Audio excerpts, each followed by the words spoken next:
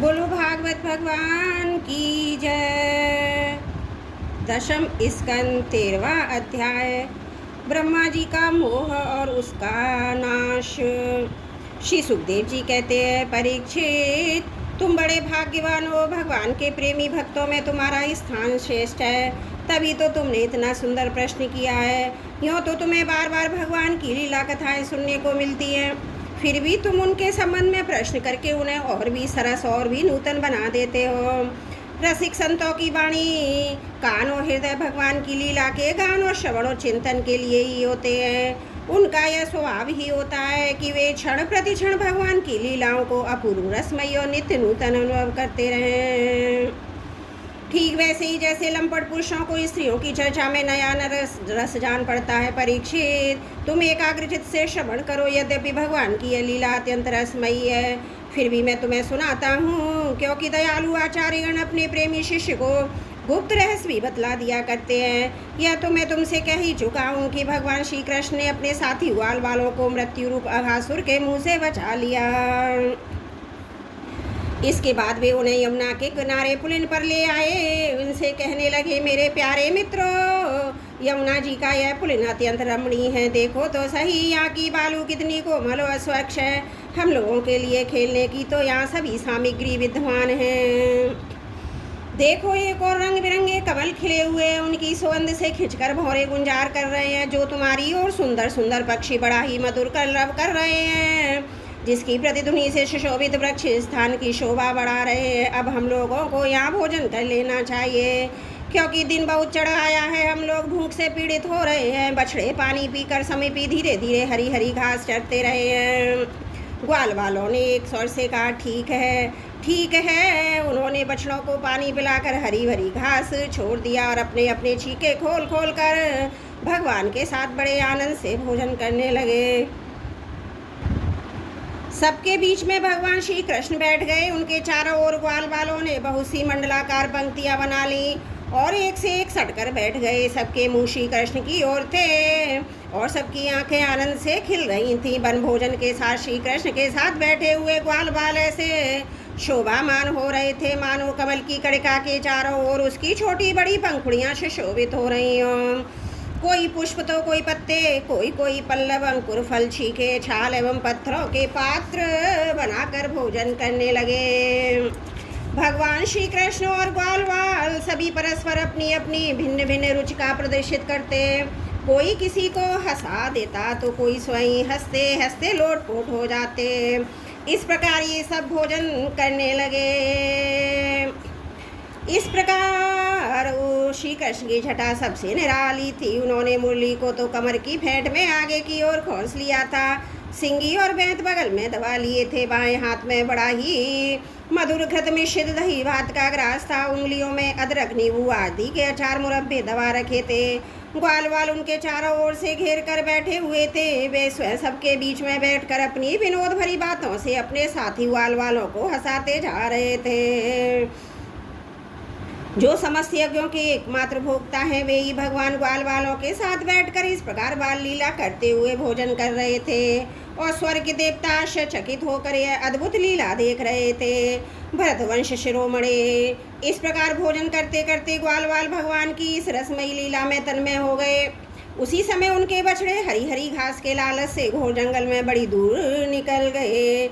जब ग्वाल वालों का ध्यान उस ओर गया, तब तो वे भयभीत हो गए। उस समय अपने भक्तों के भय को भगा देने वाले भगवान श्री कृष्ण ने कहा, मेरे प्यारे मित्रों, तुम लोग भोजन करना बंद मत करो, मैं अभी बछड़ों के लिए आता हूँ। ग्वाल वालों ने इस प्रकार कहकर भगवान श्री कृष्ण हाथ में दही भात और कौर लिए ही पहाड़ों, गुफाओं, कुंजों एवं अन्य भयंकर स्थानों में अपने तथा साथियों के बछड़ों को ढूंढने चल दिए। परीक्षित, ब्रह्मा जी पहले से ही आकाश में उपस्थित थे। प्रभु के प्रभाव से अघासुर का मोक्ष देखकर वह बड़ा आश्चर्य हुआ। उन्होंने सोचा कि लीला से मनुष्य बालक बने हुए भगवान श्री कृष्ण की कोई और मनोहर महिमामयी लीला देखनी चाहिए। ऐसा सोचकर उन्होंने पहले तो बछड़ों को भगवान के चले जाने पर ग्वाल वालों को भी अनंत ले जाकर रख दिया और स्वयं अंतर ध्यान हो गए। अंततः वे जड़ कमल की ही तो संतान है। भगवान श्री कृष्ण बछड़े न मिलने पर यमुना जी के पुलिन पर लौट आए, परंतु यहाँ क्या देखते हैं कि ग्वाल वाल भी नहीं है। तब उन्होंने वन में घूम घूम कर चारों ओर उन्हें ढूंढा, परंतु जब ग्वाल बाल और बछड़े उन्हें कहीं न मिले तब वे तुरंत जान गए ये सब ब्रह्मा जी की करतूत है। वे तो सारे विश्व की एकमात्र ज्ञाता हैं। अब भगवान श्री कृष्ण बछड़ों और ग्वाल बालों की माताओं को तथा ब्रह्मा जी को भी आनंदित करने के लिए अपने आप को ये बछड़ों और ग्वाल बालों दोनों के रूप में बना लिया, क्योंकि वे ही तो संपूर्ण विश्व के कर्ता सर्वशक्तिमान ईश्वर हैं। परीक्षित, वे बालक और बछड़े संख्या में कितने थे? इतने छोटे छोटे उनके शरीर थे, उनके हाथ पैर जैसे तैसे थे। उनके पास जितनी और छड़ियाँ, सिंगी, बांसुरी, पत्ते और छीके थे, जैसे और जितने वस्त्राभूषण थे। उनके शील, स्वभाव, गुण, नाम, रूप, अवस्थाएं जैसे थीं। जिस प्रकार वे खाते पीते चलते थे, ठीक वैसे ही और उतने ही रूपों में सर्वस्वरूप भगवान श्री कृष्ण प्रकट हो गए। उस समय ये संपूर्ण जगत विश्व विष्णु रूप है। ये वेदवाणी मानव मूर्ति मती होकर प्रकट हो गई। सर्वात्मा भगवान स्वयं बछड़े बन गए और स्वयं ग्वाल बाल अपने आत्मस्वरूप बछड़ों को अपने आत्मस्वरूप ग्वाल बालों के द्वारा घेर कर अपने ही साथ अनेकों प्रकार के खेल खेलते हुए उन्होंने ब्रज में प्रवेश किया। परीक्षित, जिस ग्वाल बाल के जो बछड़े थे उन्हें उसी ग्वाल बाल के रूप से अलग अलग ले जाकर उसकी बाखल में घुसा दिया। विभिन्न बालों के रूप में उनके भिन्न भिन्न घरों में चले गए। ग्वाल बालों की माताएं बांसुरी की तान सुनती जल्दी से दौड़ाई। ग्वाल बाल बने हुए परब्रह्म श्री कृष्ण को अपने बच्चे समझकर हाथों से उठाकर उन्होंने जोर से हृदय से लगा लिया।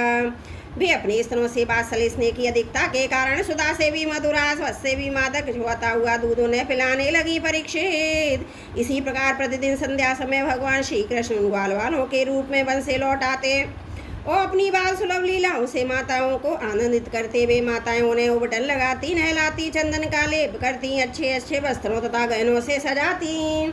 दोनों भौं के बीच में ठीठ से बचाने के लिए काजल का ठिठौना लगा देती और भोजन कराती। तरह तरह से बड़े लाड़ प्यार से उनका लालन पालन करती। ग्वालिनों के समान गौएं भी जब जंगलों से चरकर जल्दी जल्दी लौटती, उनकी हुंकार सुनकर उनके प्यारे बछड़े दौड़कर उनके पास आ जाते। तब वे बार बार उन्हें अपनी जीभ से चाटती, अपना दूध पिलाती। उस समय स्नेह की अधिकताओं के कारण उनके थनों से स्वयं दूध की धारा बहने लगती। इन गाँवों और ग्वालिनों का मातृभाव पहले जैसा ही ऐश्वर्य ज्ञान रहित और विशुद्ध था।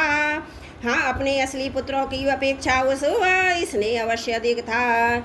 इसी प्रकार भगवान भी उनके पहले पुत्रों के समान ही पुत्र भाव दिखला रहे थे, परंतु भगवान में उन बालकों के जैसा मोह का भाव नहीं था कि मैं उनका पुत्र हूँ। अपने अपने बालकों के प्रति ब्रजवासियों की स्नेहलता दिन प्रतिदिन 1 वर्ष तक धीरे धीरे बढ़ती ही गई।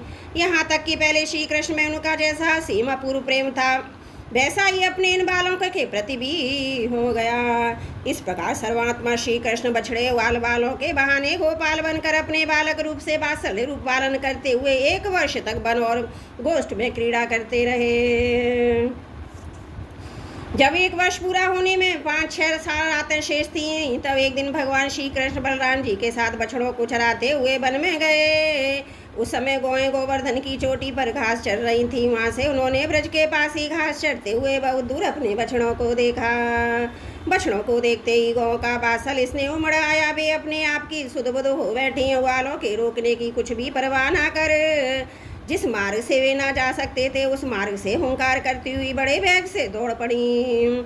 उस समय उनके थनों से दूध बहता जाता, उनकी गर्दन में सिकुड़कर ढील से मिल गई थी। वे पूंछ तथा सिर उठाकर इतने वेग से दौड़ रही थी कि मालूम होता था मानो उनके ही 2 पैर हैं। जिन गौओं के और भी बछड़े जा चुके हैं वे भी गोवर्धन के नीचे अपने पहले बछड़ों के पास दौड़ आई और इसने बस अपने आप बहता हुआ दूध पिलाने लगी। उस समय वे अपने बच्चों का एक एक अंग जैसे चाव से चाट रही थी, मानो उन्हें अपने पेट में रख लेंगी। गोपों ने उसे रोकने का कुछ प्रयत्न किया, परंतु उनका सारा प्रयत्न व्यर्थ रहा। उन्हें अपनी व्यर्थता पर कुछ लज्जा गाँव पर बड़ा क्रोध आया।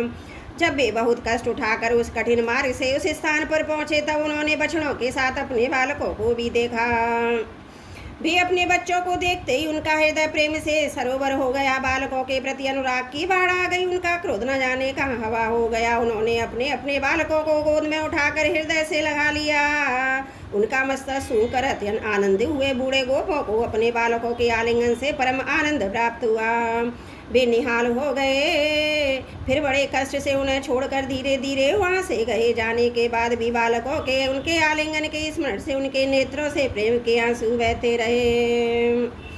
बलराम जी ने देखा कि ब्रजवासी गोप गौओं ग्वालिनों की उन पर संतानों पर वीरों ने अपनी माँ का दूध पीना छोड़ दिया है। क्षण प्रति क्षण प्रेम संपत्ति और उसके अनुरूप उत्कंठा बढ़ती ही जा रही है। तब वे विचार में पड़ गए, क्योंकि इसने इसका कारण मालूम ना था। यह कैसी विचित्र बात है, सर्वात्मा श्री कृष्ण ब्रजवासियों का और मेरा जैसा पूर्व स्नेह वैसा इन बालकों बछड़ों पर भी बढ़ता जा रहा है।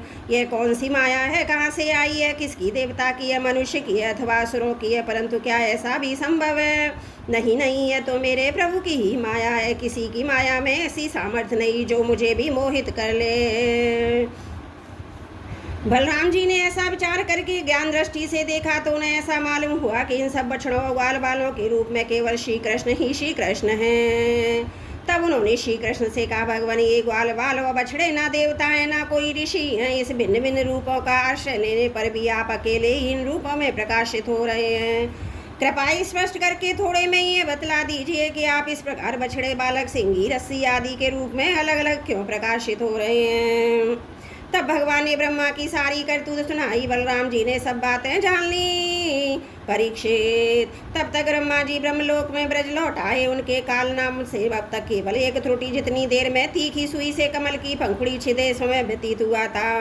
उन्होंने देखा कि भगवान श्री कृष्ण ग्वाल बाल और बछड़ों के साथ 1 साल से पहले की भांति क्रीड़ा कर रहे हैं। वे सोचने लगे, गोकुल में जितने ही ग्वाल बाल और बछड़े थे वे तो मेरी माया मई शैया पर सो रहे हैं। उनको तो मैंने अपनी माया से अचेत कर दिया था। वे तब से अब तक सचेत नहीं हुए।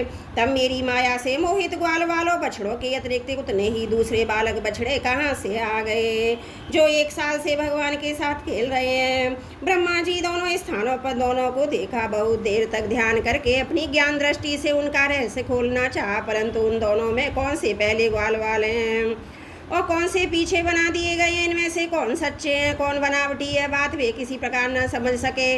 भगवान श्री कृष्ण की माया में भी तो सभी मुग्ध हो गए, परंतु कोई भी माया मोह भगवान का स्पर्श नहीं कर सकता। ब्रह्मा जी उन्हें भगवान श्री कृष्ण को अपनी माया से मोहित करने चले थे, किंतु उनको मोहित करना तो दूर रहा, वे अजन्मा होने पर भी अपनी ही माया से अपने आप मोहित हो गए।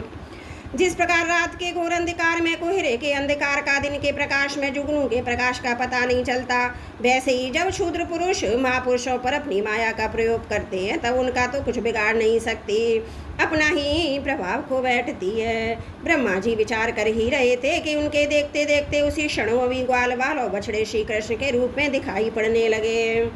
सबके सब सजल जलधर के समान श्याम वर्ण पीताम्बर धारी, शंख चक्र गदा और पद से युक्त चतुर्भुज, सबके सिर पर मुकुट, कानों में कुंडल, कंठों में मनोहर हारों बनमालाएं शोभामान हो रही थी। उनके वक्षस्थल पर सुवर्ण की सुनहली रेखा, श्रीवत्स बाहुओं में बाजूबंद कलाइयों में शंखाकार रत्नों से जड़े कंगन, चरणों में नूपुर और कड़े कमर में करदनी तथा उंगलियों में अंगूठियां जगमगा रही थी। वे नक्शे शिक्तक समस्त अंगों में कोमल नूतन तुलसी की मालाएं जो उन्हें बड़े भाग्यशाली भक्तों ने पहनाई थी धारण किए हुए थे। उनकी मुस्कान चांदनी के समान उज्ज्वल थी। रत्नारे नेत्रों की कटाक्षपूर्ण चितवन बड़ा ही मधुर थी। ऐसा जान पड़ता था मानो कि इन दोनों के द्वारा सद्गुण और रजोगुण को स्वीकार करके भक्तजनों के हृदय में शुद्ध लालसाएं जगाकर उनको पूर्ण कर रहे हैं। ब्रह्मा जी ने यह भी देखा कि उन्हीं के जैसे दूसरे ब्रह्मा से लेकर तृण तक सभी चराचर जीव मूर्तिमान होकर नाचते गाते अनेक प्रकार की पूजा सामग्री से अलग अलग भगवान के उन सब रूपों की उपासना कर रहे हैं। उन्हें अलग अलग अणिमा महिमा आदि सिद्धियां, माया विद्या, विभूतियां, महत तत्व आदि 24 तत्व चारों ओर से घेरे हुए हैं। प्रकृति में शोम उत्पन्न करने वाला काल, उसके परिणाम का कारण स्वभाव, वासनाओं को जगाने वाला संस्कार, कामनाएं, कर्म, विषय, फल सभी मूर्तिमान होकर भगवान के प्रत्येक रूप की उपासना कर रहे हैं। भगवान की सत्ता महत्ता के सामने उन जीव सभी की सत्ता महत्ता अपना अस्तित्व खो बैठी थी। ब्रह्मा जी यह भी देखा कि वे सभी भूत भविष्य वर्तमान काल के द्वारा सीमित नहीं थे, त्रिकाल बाधित सत्य हैं। वे सबके सब स्वयं प्रकाश और केवल अनंत आनंद स्वरूप हैं। उनमें जड़ता और चेतना का भेदभाव नहीं है। वे सबके सब एक रस हैं। यहाँ तक कि उपनिषदों तत्ववानियों की दृष्टि में भी उनकी अनंत महिमा का स्पर्श नहीं कर सकती।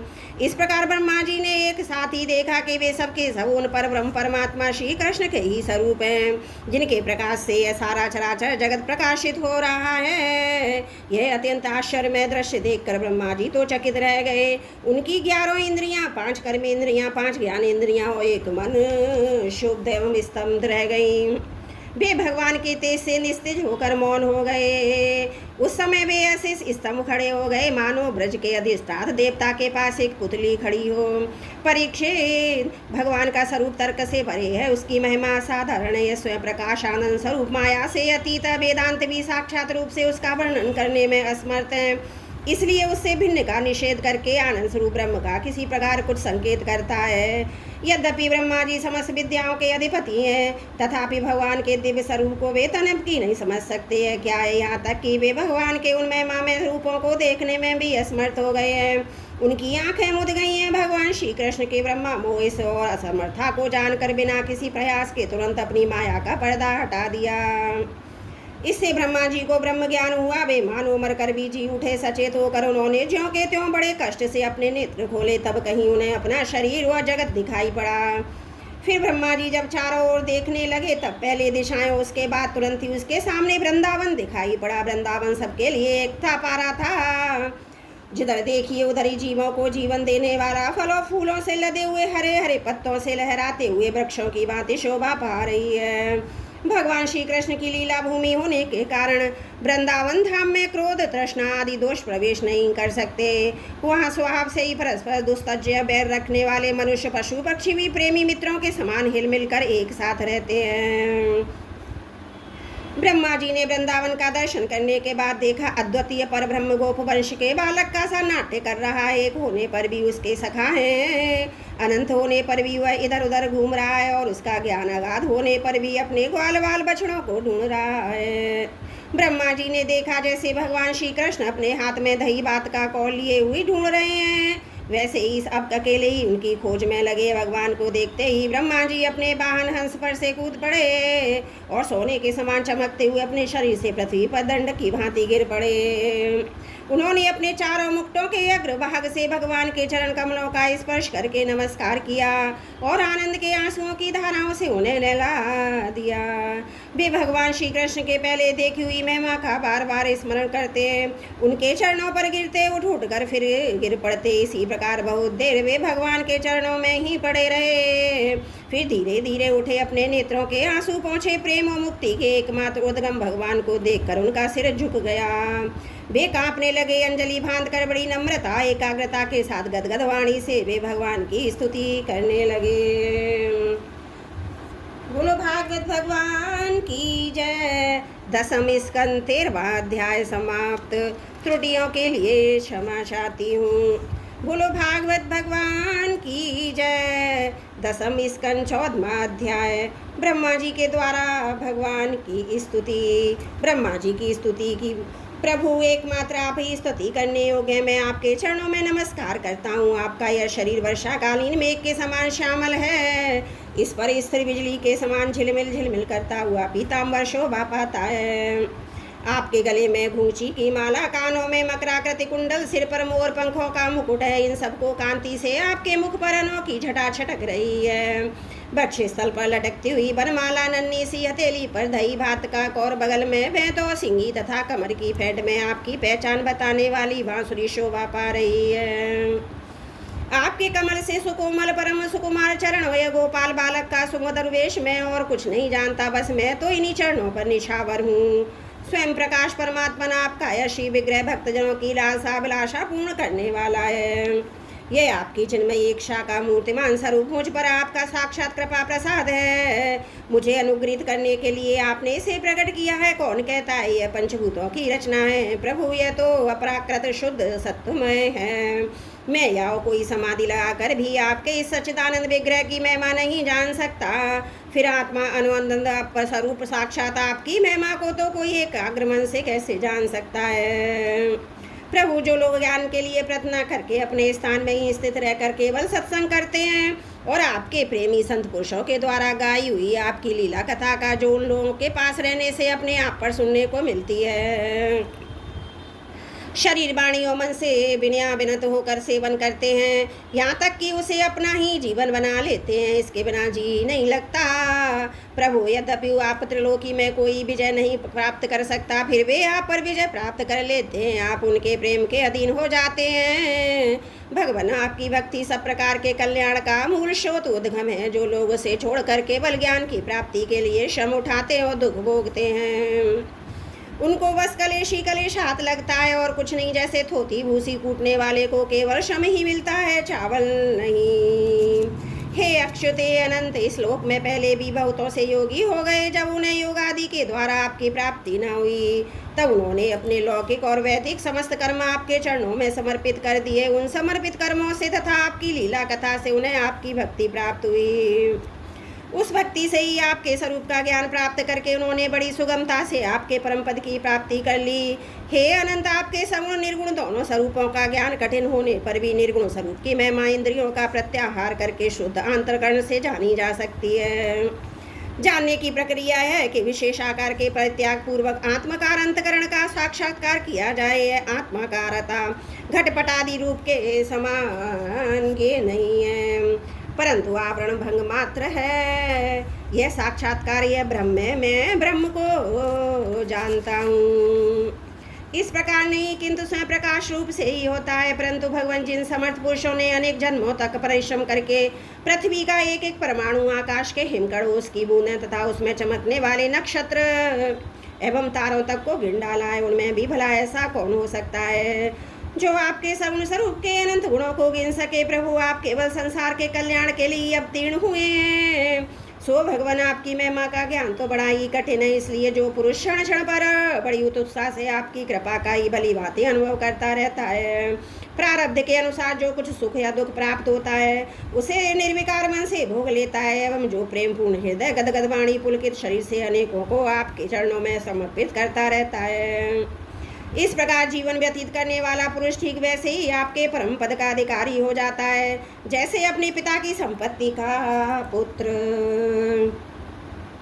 प्रभु, मेरी कुटिलता तो देखिए। आप अनंत आदि पुरुष परमात्मा और मेरे जैसे बड़े बड़े मायावी भी आपकी माया के चक्र में हैं। फिर भी मैंने आप पर अपनी माया फैलाकर अपना ऐश्वर्य देखना चाहा। प्रभु, मैं आपके सामने हूँ ही क्या आपके सामने की चिंगारी की भी कुछ गिनती है।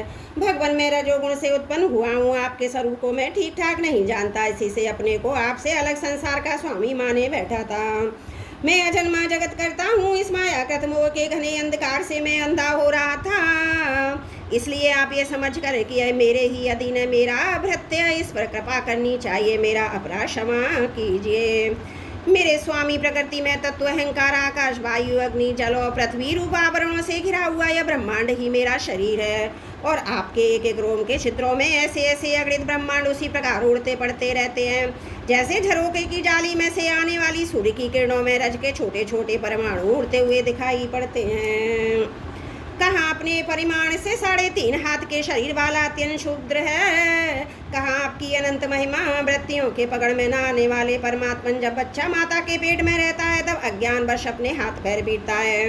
परंतु क्या माता उसे अपराध समझती है? उसके लिए वह कोई अपराध होता है या नहीं? इन शब्दों से कहीं जाने कोई भी वस्तु ऐसी है जो आपकी कोख के भीतर न हो। श्रुतियाँ कहती हैं कि जिस समय तीनों लोग प्रलय कालीन जल में लीन थे, उस समय इस जल में स्थित श्री नारायण के नाभि कमल से ब्रह्मा का जन्म हुआ। उनका यह कहना किसी प्रकार असत्य नहीं हो सकता। तब आप ही बतलाइए प्रभु, क्या मैं आपका पुत्र नहीं हूँ? प्रभु, आप समस्त जीवों के आत्मा हैं, इसलिए आप नारायण नार जीवो अत्यन आश्रय हैं। आप समस्त जगत के और जीवों के अधीश्वर हैं, इसलिए आप नारायण नार जीवो अयन प्रवर्तक हैं। आप समस्त लोकों के साक्षी हैं, इसलिए भी नारायण नार जीवो अयन जानने वाला है। नर से उत्पन्न होने वाले जल में निवास करने के कारण जिन्हें नारायण नार जल या अयन निवास स्थान कहा जाता है, वे भी आपके एक अंश ही हैं। ये अंश रूप से दिखना भी सत्य नहीं है, आपकी महिमा ही है। भगवान, यदि आपका यह विराट स्वरूप सचमुच उस समय जल में ही था, तो मैंने उसी समय उसे क्यों नहीं देखा, जबकि मैं कमलनाल के मार्ग से उसे 100 वर्ष तक जल में ढूंढता रहा। फिर मैंने जब तपस्या की तब उसी समय मेरे हृदय में उसका दर्शन कैसे हो गया, और फिर कुछ ही क्षणों में वह पुनः क्यों दिखेगा, अंतर्ध्यान क्यों हो गया।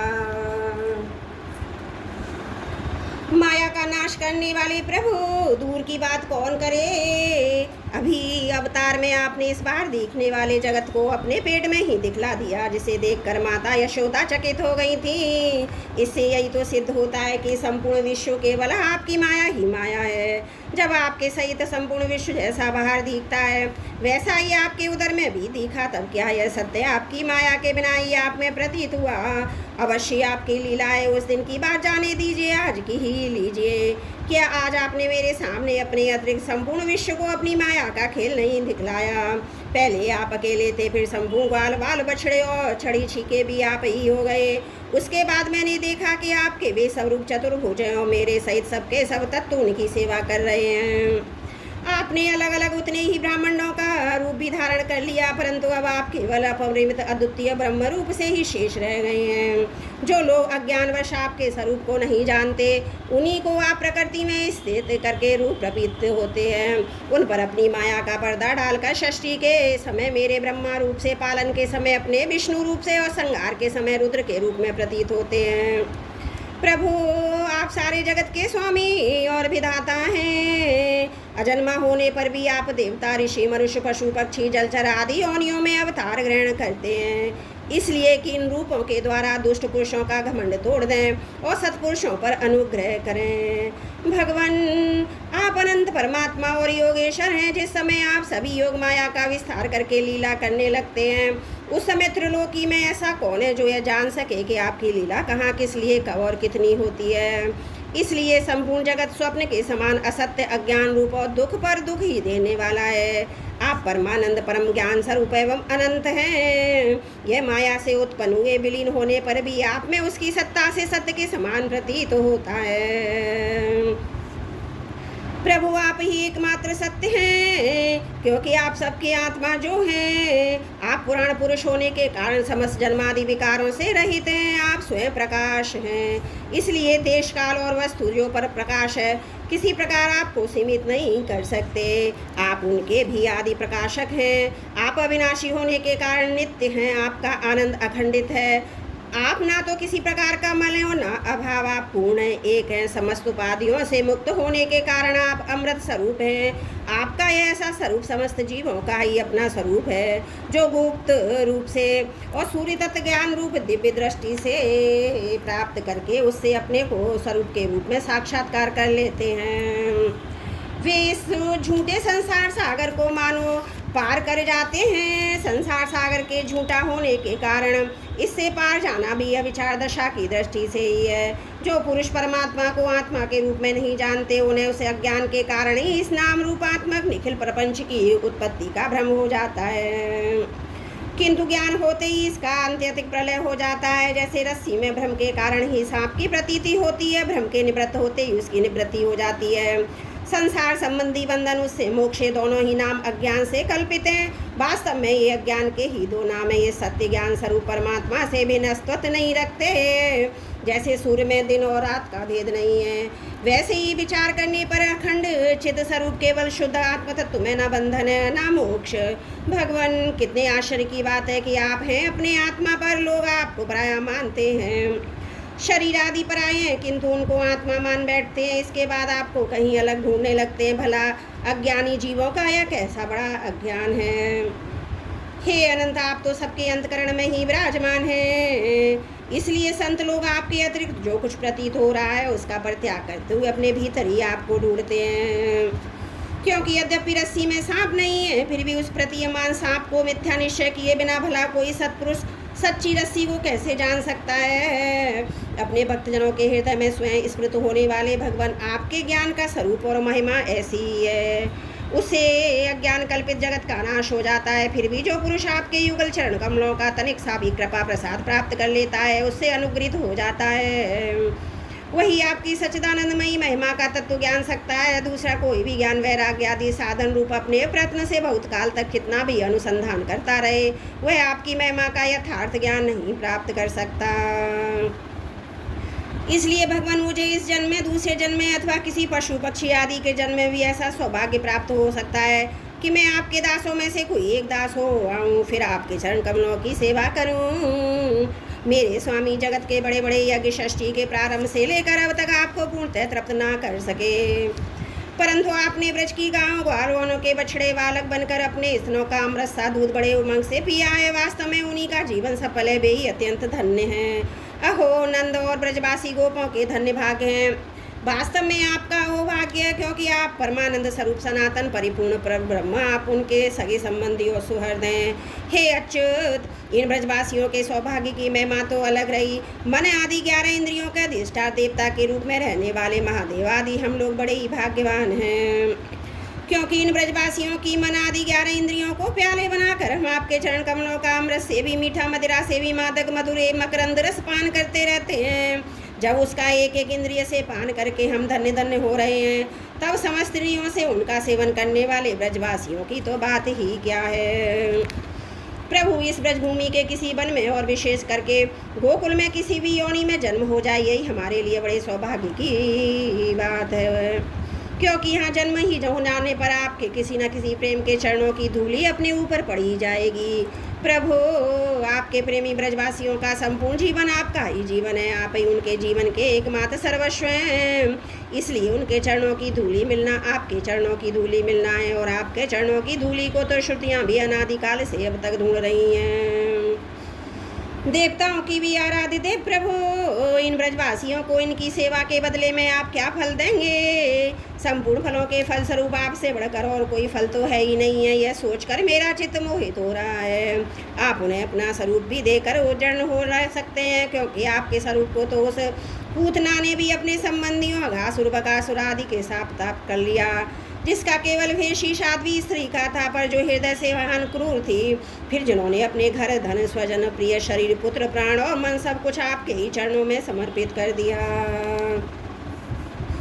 जिनका सब कुछ आपके लिए ही है, उन ब्रजवासियों को भी वही फल देकर आप कैसे उऋण हो सकते हैं? सच्चिदानंद स्वरूप श्याम सुंदर तभी तक राग द्वेष आदि दोष चारों के समान सर्वस्व अपहरण करते रहते हैं, तभी तक घर और उसके संबंधी कैद की तरह संबंध के बंधनों में बांध सकते हैं, तभी तक मोहर पैर की बेड़ियों की तरह जकड़े रखते हैं, जब तक जीव आपका नहीं हो जाता। प्रभु, आप विश्व के बखेड़े से सर्वदा रहित हैं, फिर भी अपने शरणागत भक्तजनों को अनंत आनंद वितरण करने के लिए पृथ्वी में अवतार लेकर विश्व के समान लीला विलास का विस्तार करते हैं। मेरे स्वामी, बहुत कहने की आवश्यकता नहीं है, जो लोग आपकी महिमा जानते हैं वे जानते रहें। मेरे मन, वाणी और शरीर तो आपकी महिमा जानने में सर्वदा असमर्थ है। सच्चिदानंद स्वरूप श्री कृष्ण आप सबके साक्षी हैं, इसलिए आप सब कुछ जानते हैं। आप समस्त जगत के स्वामी हैं, संपूर्ण प्रपंच आप में ही स्थित है। आपसे मैं और क्या कहूँगा, आप मुझे स्वीकार कीजिए, मुझे अपने लोक में जाने की आज्ञा दीजिए। सबके मन प्राण को अपनी रूप माधुरी से आकर्षित करने वाले श्याम सुंदर आप यदुवंश रूप कमल को विकसित करने वाले सूर्य हैं। प्रभु, पृथ्वी देवता, ब्राह्मण, पशु रूप समुद्र की अभिवृद्धि करने वाले चंद्रमा भी आप ही हैं। आप पाखंडियों के धर्म रूप रात्रि का घोर अंधकार नष्ट करने के लिए सूर्य और चंद्रमा दोनों के ही समान हैं। पृथ्वी पर रहने वाले राक्षसों के नष्ट करने वाले आप चंद्रमा, सूर्य आदि समस्त देवताओं के भी परम पूजनीय हैं। भगवान, मैं अपने जीवन भर महाकल्प पर्यंत आपको नमस्कार ही करता रहूं। श्री सुखदेव जी कहते हैं, परीक्षित, संसार के रचयिता ब्रह्मा जी ने इस प्रकार भगवान श्री कृष्ण की स्तुति की। इसके बाद उन्होंने 3 बार परिक्रमा करके उनके चरणों में प्रणाम किया, फिर अपने गंतव्य स्थान सत्यलोक में चले गए। ब्रह्मा जी ने बछड़ों ग्वाल वालों को पहले ही यथा स्थान पहुंचा दिया था। भगवान श्री कृष्ण ने ब्रह्मा जी को विदा कर दिया। बछड़ों को लेकर यमुना जी के पुलिन पर आए, जहाँ वे अपने सखा ग्वाल वालों को पहले छोड़ गए थे। परीक्षित, अपने जीवन सर्वस्व प्राण बल्लभ श्री कृष्ण के वियोग अद्यपि 1 वर्ष बीत गया था, तथापि उन ग्वाल बालों को वह समय आदि क्षण के समान जान पड़ा। क्यों ना हो वे भगवान की विश्व मोहनी योग माया से मोहित जो हो गए थे। जगत के सभी जीव उसी माया से मोहित होकर शास्त्र और आचार्यों के बार बार समझाने पर भी अपने आत्मा को निरंतर भूले हुए हैं। वास्तव में उस माया की ऐसी शक्ति है, भला इससे मोहित होकर जीव यहाँ क्या क्या नहीं भूल जाते। परीक्षित, भगवान श्री कृष्ण को देखते ही ग्वाल वालों ने बड़ी उतावली से कहा, भाई तुम भले आए, स्वागत है स्वागत है। अभी तो हमने तुम्हारे बिना एक और भी नहीं खाया है, आओ इधर आओ, आनंद से भोजन करो। तब हंसते हुए भगवान ने ग्वाल बालों के साथ भोजन किया। उन्हें अगासुर के शरीर का ढांचा दिखाते हुए वन में ब्रज में लौट आए। श्री कृष्ण सिर पर मोर पंखा मनोहर मुकुट और घुंघराले बालों में सुंदर सुंदर महकते हुए पुष्प गूंद रहे थे। नई नई रंगीन धातुओं से श्याम शरीर पर चित्रकारी की हुई थी। वे चलते समय रास्ते में उच्च स्वर से कभी बांसुरी, कभी पत्ते, कभी सिंगी बजाकर वादक उत्सव में मगन हो गए। पीछे पीछे ग्वाल बाल उनकी लोक पावन कीर्ति का गान करते जा रहे हैं। कभी वे नाम ले लेकर अपने बछड़ों को पुकारते तो कभी उनके साथ लाड़ लड़ाने लगते। मार्ग के दोनों ओर गोपियां खड़ी हैं। जब वे कभी तिरछे नेत्रों से उनकी नज़र में मिला लेते हैं तब गोपियां आनंद मुग्ध हो जाती हैं। इस प्रकार भगवान श्री कृष्ण गोष्ठ में प्रवेश किया। परीक्षित, उसी दिन बालकों ने ब्रज में जाकर कहा कि आज यशोदा मैया के लाडले नंद नंदन मन में एक बड़ा भारी अजगर मारा डाला है, उससे हम लोगों की रक्षा की है। राजा परीक्षित ने कहा, ब्राह्मण, ब्रजवासियों के लिए श्री कृष्ण अपने पुत्र नहीं थे, दूसरे के पुत्र थे। फिर उनका श्री कृष्ण के प्रति इतना प्रेम कैसे हुआ? ऐसा प्रेम तो उनका अपने बालकों पर भी पहले कभी नहीं था। आप कृपा करके बतलाइए, आपका क्या कारण है? श्री सुखदेव जी कहते हैं, राजन, संसार के सभी प्राणी अपनी आत्मा से ही सबसे बढ़कर प्रेम करते हैं, पुत्र से नहीं। धन से या किसी से जो प्रेम होता है वह तो इसलिए कि वस्तुएं अपनी आत्मा को प्रिय लगती हैं। राजेंद्र, यही कारण है कि सभी प्राणियों का अपने आत्मा के प्रति जैसा प्रेम होता है वैसा अपने कहलाने वाले पुत्र, धन और ग्रह आदि में नहीं होता। नृपश्रेष्ठ, जो लोग देह को ही आत्मा मानते हैं वे भी अपने शरीर से जितना प्रेम करते हैं उतना प्रेम शरीर के संबंधी पुत्र मित्र आदि से नहीं करते। जब विचार के द्वारा यह मालूम होता है यह शरीर मैं नहीं हूँ, यह शरीर मेरा है, तब इस शरीर में से आत्मा के समान प्रेम नहीं रहता। यही कारण है कि इस देह के जीर्ण शीर्ण हो जाने पर भी जीने की आशा प्रबल रूप से बनी रहती है। इससे यह बात सिद्ध होती है कि सभी प्राणी अपनी आत्मा से ही सबसे बढ़कर प्रेम करते हैं और उसी के लिए सारे चराचर जगत से भी प्रेम करते हैं। इन श्री कृष्ण को ही तुम सब आत्माओं का आत्मा समझो। संसार के कल्याण के लिए योग माया का आश्रय लेकर वे वहाँ देहधारी के समान जान पड़ते हैं। जो लोग भगवान श्री कृष्ण के वास्तविक स्वरूप को जानते हैं उनके लिए तो इस जगत में जो कुछ भी चराचर पदार्थ है अथवा इससे परे परमात्मा, ब्रह्म, नारायण आदि जो भगवत स्वरूप हैं सभी श्री कृष्ण स्वरूप ही हैं। श्री कृष्ण के अतिरिक्त कोई प्राकृत अपाकृत वस्तु है ही नहीं। सभी वस्तुओं का अंतिम स्वरूप और स्थित होता है। इस कारण के परम कारण है श्री भगवान कृष्ण। तब भला बताओ किस वस्तु से श्री कृष्ण से भिन्न बतलाएं? जिन्होंने पूर्ण कीर्ति मुकुंद मुरारी के पद पल्लव की नौका का आश्रय लिया है, जो कि सत्पुरुषों का सर्वस्व है, उनके लिए भवसागर बछड़े के खुर के गड़े के समान है। उन्हें परम पद की प्राप्ति हो जाती है और उनके लिए विपत्तियों का निवास स्थान यह संसार नहीं रहता। परीक्षित, तुमने मुझसे पूछा था कि भगवान के 5वें वर्ष की लीला ग्वाल वालों ने 6ठे वर्ष में कैसे कही, उसका सारा रहस्य मैंने तुम्हें बतला दिया। भगवान श्री कृष्ण की ग्वाल वालों के साथ वन क्रीड़ा, अघासुर को मारना, हरी हरी घास से युक्त भूमि पर बैठकर भोजन करना, अप्राकृत रूपधारी बछड़ों और ग्वाल वालों का प्रकट होना और ब्रह्मा जी के द्वारा की हुई इस महान स्तुति को जो मनुष्य सुनता और कहता है उसको धर्म, अर्थ, काम और मोक्ष की प्राप्ति हो जाती है। परीक्षित, इस प्रकार श्री कृष्ण और बलराम ने कुमार अवस्था के अनुरूप आँख मिचोली, सेतु बंधन, बंदरों की भांति उछलना कूदना आदि अनेक लीलाएं करके अपनी कुमार अवस्था ब्रज में ही त्याग दी। बोलो भागवत भगवान की जय। 10वां स्कंद 14वां अध्याय समाप्त। त्रुटियों के लिए क्षमा प्रार्थी हूँ।